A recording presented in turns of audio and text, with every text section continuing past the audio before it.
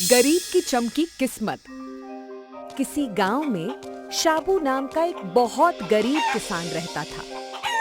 उसके पास एक छोटा सा खेत था जिससे उसका बड़ी मुश्किल से गुजारा होता था।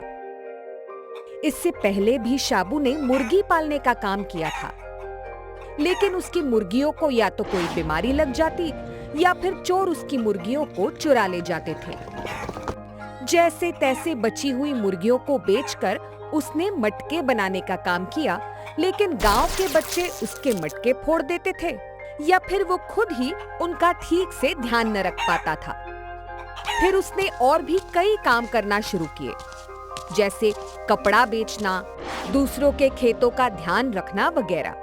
लेकिन किसी भी काम में कभी इतनी कमाई नहीं हुई कि वह अपना गुजारा कर सके, और फिर अंत में उसे हर बार अपना काम बदलना पड़ता था। इस बार उसने कुछ उधार लेकर जमीन के छोटे से टुकड़े पर खेती शुरू की थी, लेकिन उसमें भी फसल गुजारे लायक नहीं होगी। इस बार तो मेरी फसल पहले से भी कम हुई है। पता नहीं मेरा घर कैसे चलेगा। ऊपर से साहूकार से पैसे भी उधार लिए हैं, उसका ब्याज भी चुकाना है। हे भगवान, कब खत्म होगी मेरी गरीबी? कब मैं भी सुख से जीऊंगा? ये सब सोचते हुए अपने घर की ओर चलने लगता है, और कब घर आ जाता है शाबू को पता ही नहीं चलता। आज तो खाने के सारे बर्तन खाली हो गए हैं, बस ये एक मुट्ठी चावल ही बचे। क्या होगा इससे मेरा? बचपन में दादी हमें कितने प्यार से खाना खिलाती थी। दादी को सब कुछ बनाना आता था। तभी शाबू को दादी की एक बात याद आती है।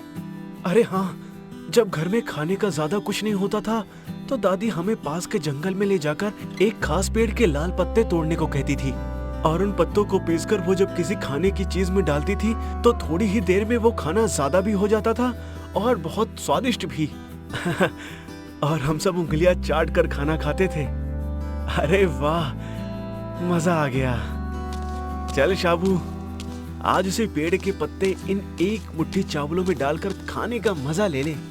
शाबू जल्दी से उठकर गांव के पास वाले जंगल में जाकर उसी खास पेड़ के लाल पत्ते अपने झोले में डाल देता है और अपने घर आ जाता है। बड़ी भूख लगी है, आज तो दादी के नुस्खे वाला खाना खाने को मिलेगा। फिर वह चावल उबलने के लिए चूल्हे पर चढ़ाता है और उन लाल पत्तों को पीसकर उन उबलते हुए चावलों में डाल देता है। देखते ही देखते एक मुट्ठी चावल बढ़कर पूरे बर्तन में ऊपर तक भर जाते हैं, और उनसे बड़ी ही अनोखी खुशबू आती है जो पूरे घर में फैल जाती है और उसके घर के बाहर भी। वह खुशी खुशी अपनी स्वर्गवासी दादी को धन्यवाद देते हुए अपनी थाली में थोड़े चावल निकालता है, लेकिन जैसे ही वह उन चावलों को खाने लगता है, उसके बनाए खाने की खुशबू से उसका पड़ोसी मंगत उसके घर में खींचा चला आता है। अरे शाबू, तेरे घर से इतने दिनों के बाद इतनी अच्छी खुशबू आ रही है कि मुझसे रहा नहीं गया। थोड़ा सा खाना मुझे भी तो चखा यार। शाबू खुशी खुशी अपने दोस्त और पड़ोसी मंगत को अपना बनाया खाना एक थाली में डालकर परोसता है। ले यार मंगत, तू भी खा। अरे शाबू, इतना स्वाद खाना! ऐसा खाना तो मैंने क्या, आसपास के 50 गांवों में भी किसी ने नहीं खाया होगा। तू एक काम कर, मुझे 10 लोगों के लिए ये खाना बांध के दे दे, और ये रहे इस खाने के पैसे। बल्कि मैं तो कहता हूँ तुझे खाना बनाने का ही काम शुरू कर देना चाहिए। लोग दीवाने हो जाएंगे तेरे बनाए खाने के, मेरे दोस्त शाबू। तू सोचना इस बारे में। हाँ, शाबू मंगत के दिए हुए पैसे लेकर मंगत को 10 लोगों का खाना बांध के दे देता है, और फिर उस रात उसे मंगत की बात सुनकर नींद नहीं आती। वह पूरी रात इसी बारे में सोचता रहता है। अगले दिन वह सुबह सुबह उठकर जंगल में जाता है और उस खास पेड़ के ढेर सारे पत्ते तोड़कर अपने घर ले आता है। फिर बाजार जाकर मंगत के दिए हुए रुपयों से खाने का सामान लेता है। भैया, जरा 2 किलो चावल, आधा किलो नमक और 1 पाव लाल मिर्च देना। अरे ये लो भैया आपका सामान। आपके हो गए 235 रुपए। ये लीजिए। घर आकर वह उन पत्तों और लाए गए सामान की मदद से खाना बनाता है। आज मैं ये सारा खाना बनाकर घर के बाहर दुकान लगाकर बेचूंगा। जल्दी जल्दी बना ले खाना शाबू बेटे, अब तेरे दिन पलटने वाले हैं। फिर देखते ही देखते वो पत्ते अपना कमाल दिखाते हैं और शाबू का बनाया सादा सा खाना एक बहुत स्वादिष्ट पकवान का रूप ले लेता है। अब उस पकवान के भरे बर्तन से दूर दूर तक खुशबू आने लगती है, जिससे उस गांव के लोग खींचे चले आते हैं और शाबू की दुकान से खाना खरीदते हैं। और देखते ही देखते शाबू का बनाया हुआ सारा खाना हाथों हाथ बिक जाता है। शाबू की दुकान पर हर तरफ से लोग खुशबू सूंघते हुए आ जाते हैं। फिर शाबू से खाना खरीदने की मानो होड़ लग जाती है। शाबू फटाफट लोगों को खाना पैक करके देता जाता है और उनसे पैसे बटोरता जाता है। और सिर्फ 2 घंटे में ही शाबू का बर्तन खाली हो जाता है और उसका रुपयों का बक्सा ऊपर तक भर जाता है। फिर शाबू बाजार जाकर और सामान लाता है ताकि अगले दिन फिर से खाने की दुकान लगा सके। ऐसे ही दिन बीतते जाते हैं और शाबू अब बहुत धनवान हो जाता है। उसके पास एक बड़ी सी दुकान होती है जिसमें उसकी मदद के लिए कई नौकर दिखते हैं। अब वह सामान लेने भी अपने नौकरों को भेजता है और इसी तरह उसका छोटा सा झोपड़ा भी एक बड़ा सा घर बन जाता है, जिसके आगे एक नई गाड़ी खड़ी होती है। अरे जल्दी जल्दी काम करो तुम लोग, अभी कितना सारा काम बाकी है। किशन, तुम बाजार जाओ और इस हफ्ते का सामान खरीद कर लाओ। रहीम, तुम मेरे घर जाओ और बच्चों को ले जाकर स्कूल छोड़ कर आओ। आदिल और दिनेश, तुम दोनों दुकान में मेरा हाथ बटाओ। दीपू, एक बहुत बड़ा ऑर्डर आया है खाना बनाने का।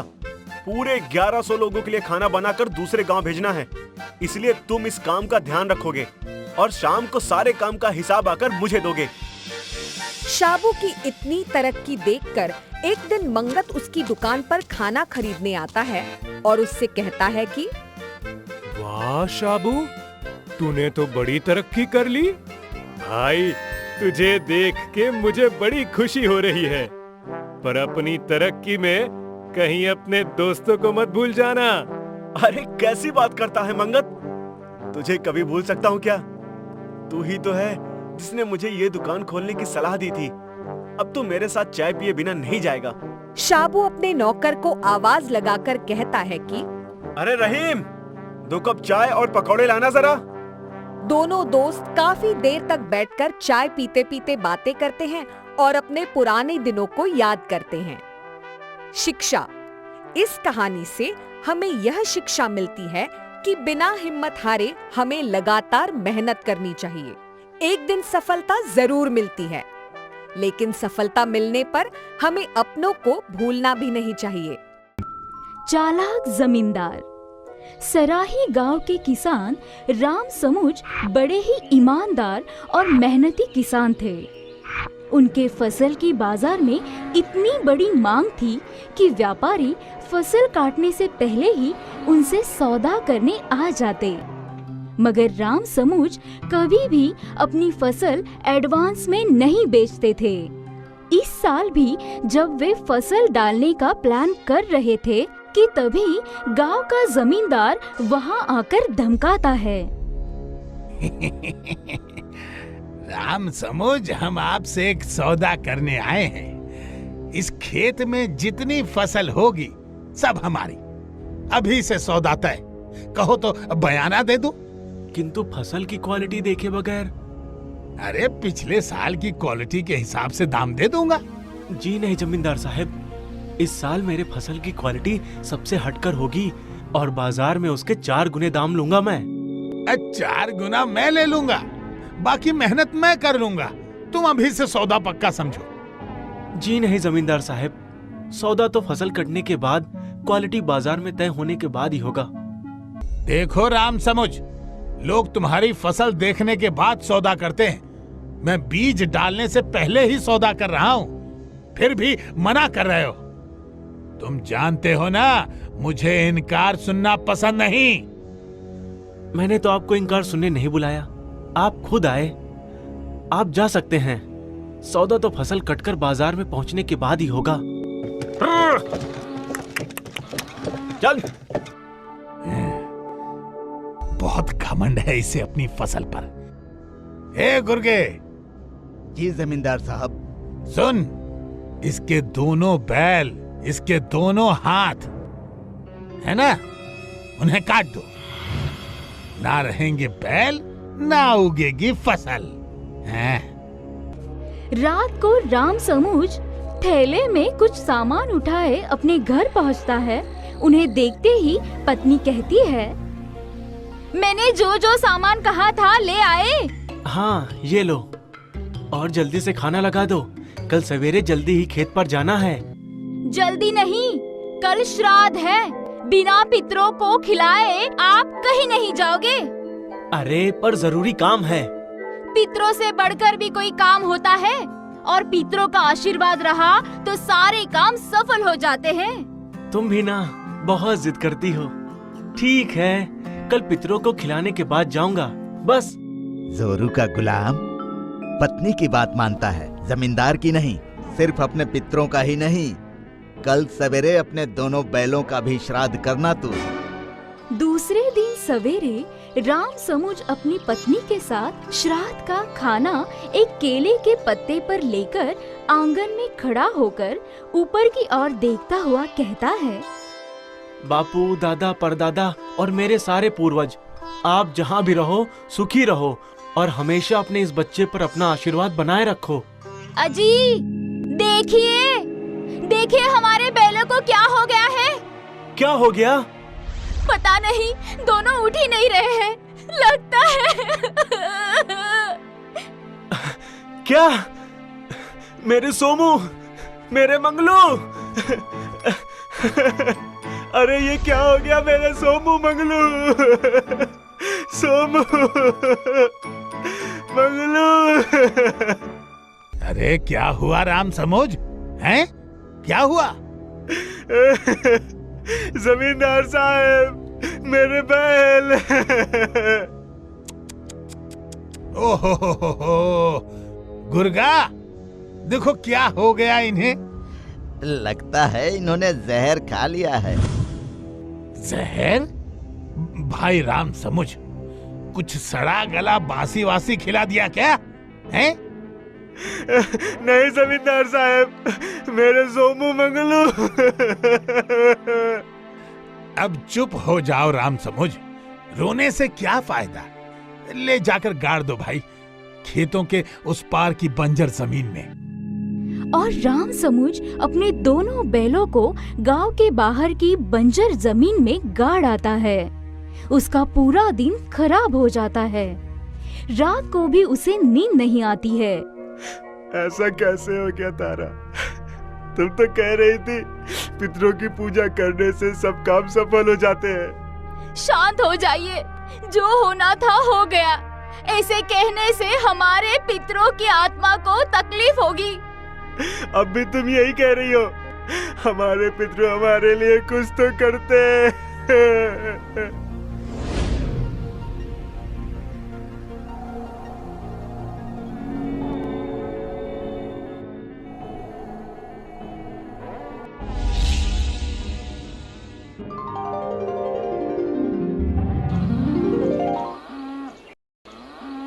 यहाँ गांव का जमींदार अपने घर के बाहर आंगन में सो रहा है। तभी राम समूज के दोनों बैल वहाँ पहुँचते हैं। पैरों की खर खर की आवाज सुनकर जमींदार की नींद खुलती है। गुर्गा, हे गुर्गा,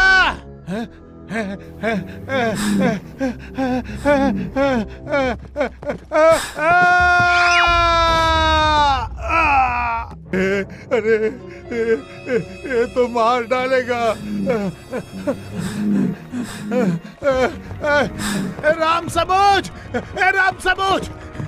यहाँ भागते हुए चिल्लाते हुए जमींदार राम समूज के घर के आंगन में पहुँच जाते हैं। उसकी चीख सुनकर राम समूज और उसकी पत्नी भागते हुए बाहर आते हैं। क्या हुआ? क्या हुआ? कौन है? हाँ, मेरे सोमू, मंगलू। राम समुझ, बचा लो मुझे, ये बैल मुझे मार डालेंगे। हाँ? पर ये बैल तुम्हें क्यों मार रहे हैं? वो क्या है कि